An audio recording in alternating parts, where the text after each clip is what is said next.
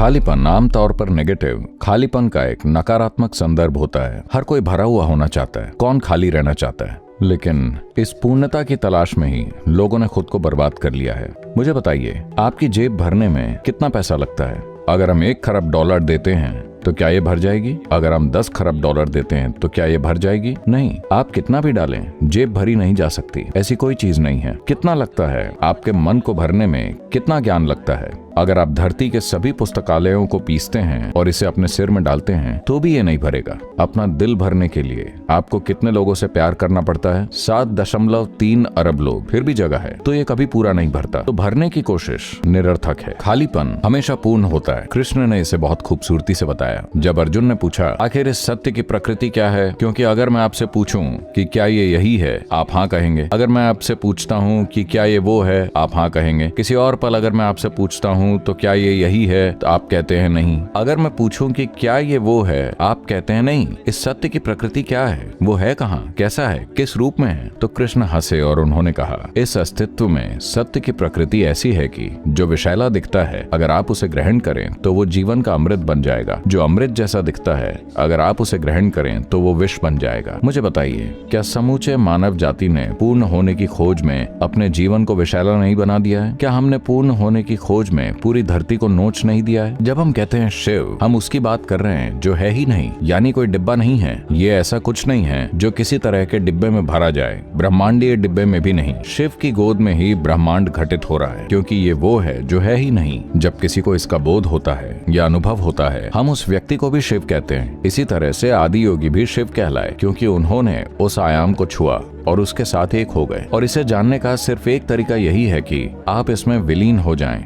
ये समझने से नहीं होगा, आप इसे समझ नहीं सकते। ऐसी तमाम कहानियां हैं जहां ये हुआ। ऐसे लोग जिन्होंने कैलाश में जो है उसे समझने की कोशिश की, वो उसमें ही विलीन हो गए। 14 साल पहले जब मैं पहली बार कैलाश गया और प्रत्यक्ष देखा, तब से मैं हर साल जा रहा हूँ। पहले 2-3 बार जब मैं गया, वहाँ जो घटनाएं हो रही हैं, फिर मैंने कुछ लोगों के साथ योजना बनाई, चलो यहाँ आते हैं और 3-4 महीना यहाँ रहते हैं, हम पता लगाएंगे कि ये आखिर है क्या। जब मैंने उसके कुछ आयामों को छुआ तो मैं जान गया कि जब तक मैं इसे यहाँ समाप्त नहीं करना चाहता, आपको ऐसा प्रयास नहीं करना चाहिए। तो अब मैं बस जाता हूँ, बस विशाल उपस्थिति का आनंद लेता हूँ और वापस आता हूँ। क्योंकि अगर आप उसे समझने की कोशिश करते हैं तो इसे करने का एकमात्र तरीका इसके साथ विलीन होना ही है। अभी इसका समय नहीं आया है। शिव का मतलब, इसका बहुत सुंदर वर्णन किया गया है। और आज modern physics is going about saying this very beautifully, as it was said traditionally in the yogic culture. Modern physics ये बहुत सुंदर तरीके से कह रहा है, जैसा ये पारंपरिक तौर पर योग संस्कृति में कहा जाता रहा है। शिव शव की तरह है। शव मतलब मृत देह, यानी कि निष्क्रिय। वो सक्रिय नहीं है, बस निष्क्रिय। सर्वोच्च ऊर्जा लेकिन निष्क्रिय। तो कहानी कुछ इस तरह है।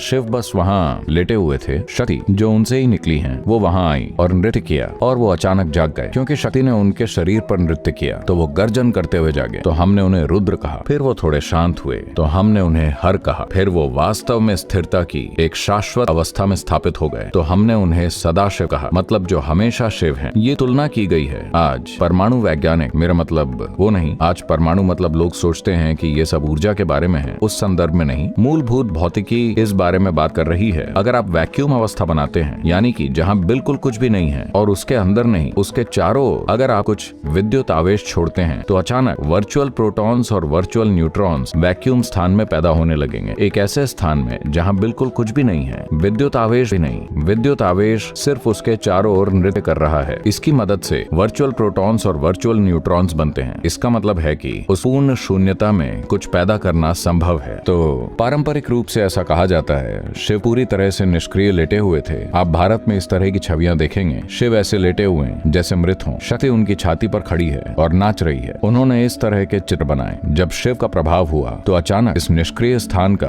गर्जन के साथ सक्रियता में विस्फोट हुआ। इसलिए उन्हें शुरुआत में गर्जन करने वाला या रुद्र कहा गया। ये दुर्भाग्यपूर्ण है कि हर चीज को उन सूचनाओं के टुकड़े द्वारा प्रमाणित करना पड़ता है जिन्हें विज्ञान ने अस्तित्व से बटोरा है। ये टेक्नोलॉजी के लिए कीमती है, लेकिन आत्मज्ञान के लिए नहीं। दुनिया के शीर्ष वैज्ञानिक जानते हैं कि उन्होंने कुछ भी नहीं जाना है, सिर्फ पुस्तक पढ़कर बने वैज्ञानिक ही सोचते हैं कि वो सब कुछ जानते हैं। दुनिया के सर्वोच्च वैज्ञानिकों ने घोषणा की है, न सिर्फ हम जानते नहीं हैं बल्कि जानेंगे भी नहीं। वो कह रहे हैं क्योंकि वो जानते हैं कि खोज के वर्तमान साधनों के साथ ये कहां तक जाएगा, कहां रुकेगा। आप इस कार्य प्रणाली के साथ इस्तेमाल का तरीका जान सकते हैं, लेकिन समझने का तरीका नहीं। आपको इसे समझने की कोशिश नहीं करनी चाहिए, आपको इसमें स्थिर होना चाहिए। अगर आप इसमें स्थिर हो जाएं, स्थिर हो जाएं, स्थिर हो जाएं, तो ये बोध के मूल तक जाएगा। कितनी जल्दी या कितना समय लगेगा, कितने साल लगेंगे, ऐसी कोई चीज नहीं है। अगर आपके पास जरूरी तीव्रता है तो ये एक पल में स्थिर हो सकता है या इसमें 100 जन्म लग सकते हैं। समय तीव्रता और एकाग्रता के स्तर पर निर्भर करता है। इसमें सारी समस्या ये है कि ज्यादातर लोग, क्योंकि दुर्भाग्य से शिक्षा बुद्धि के बारे में है, ये हमारी बुद्धि के केवल एक आयाम को पोषित कर रही है जिसे हम तर्क कहते हैं। इस वजह से हम सब कुछ तार्किक रूप से समझने की कोशिश कर रहे हैं। ये अपने आप में एक बड़ी रुकावट है। जब तक आप अपने स्वयं के तर्क में बंद हैं, जीवन का जादू आपके सामने खुद को उजागर नहीं करेगा। यही कारण है कि प्रक्रिया को इस तरह से तैयार किया गया है। आप बस स्थिर हो जाएं, आप कहीं भी जाने की कोशिश ना करें, इसे बस स्थिर होने दें। जो अंदर से स्थिर हो जाता है वो गलत जगह पर नहीं जा सकता, है ना। अगर आप बाहर जा रहे हैं तो आप गलत जगह पर जा सकते हैं। आप भीतर की ओर मुड़ रहे हैं, आप गलत जगह पर जा ही नहीं सकते। आप जितनी गहराई में उतरते हैं आप सिर्फ स्रोत तक ही जा सकते हैं, आप कहीं और नहीं जा सकते। बाहर की यात्रा में आप जीवन भर के लिए खो सकते हैं, ये जाने बिना कि आपके साथ क्या हो रहा है। भीतर की यात्रा ऐसी नहीं है। भीतर की यात्रा वास्तव में कोई यात्रा नहीं है, ये सिर्फ स्थिर होना है। संयमा की प्रक्रिया या उसकी कार्य प्रणाली संयमा नहीं है, ये सिर्फ एक साधन है। अगर आप उपकरण का ठीक से इस्तेमाल करते हैं, अगर आप उपकरण की पूजा करते हैं तो आप कहीं नहीं पहुंचेंगे। अगर आप इसे सुरक्षित रखते हैं तो आप कहीं नहीं पहुंचेंगे। साधन का इस्तेमाल करना होगा। अगर आप साधन का सही इस्तेमाल करते हैं तो यह आपको स्थिर होने देगा।